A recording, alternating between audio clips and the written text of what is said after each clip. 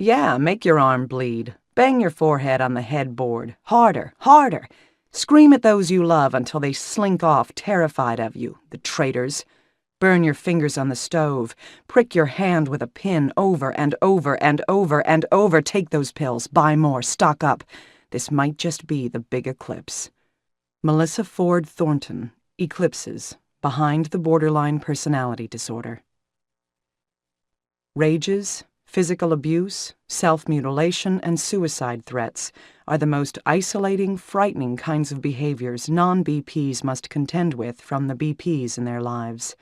Sometimes non-BPs also rage, become abusive, or consider suicide.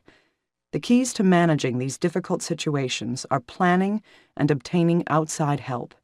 Hopefully, your behavior will encourage the BP to get the professional assistance he or she desperately needs. Out-of-control rages. Borderline rages can be terrifying.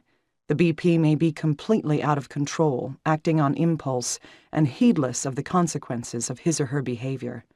Karen Ann, BP. When I am angry, I can't think rationally. I'm possessed by emotions that cause me to act out viciously. The feelings overpower me, and I have to lash out to let them escape. It's an attempt to protect myself, knowing that what I am doing will drive a person further away. Dick, BP. When I rage at people, they are no longer real people with real feelings. They become the object of my hatred and the cause of my distress. They are the enemy. I get paranoid and believe they want to hurt me, and I am determined to strike out to prove control over them. Laura, BP. I think that borderlines are concerned about only one thing: losing love. When I am cornered, I get very scared, and I show that by getting angry.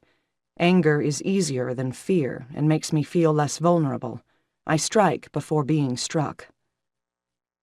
Rage and logic don't mix.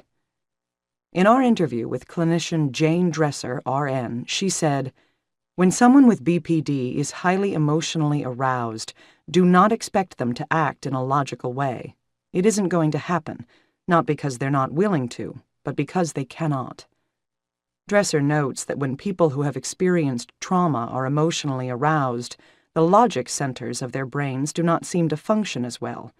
This finding is not a surprise to most non-BPs, who find reasoning with an enraged BP pointless and frustrating. The time for rational discussion is later, when both you and the BP have calmed down. Dresser also points out that because some people with BPD do not have the capacity to regulate their emotions, all anger has the same intensity. A mild irritation seems indistinguishable from an impassioned fury. Dresser suggests, sometimes it's important to ask the person with BPD, on a scale of 1 to 10, how mad are you?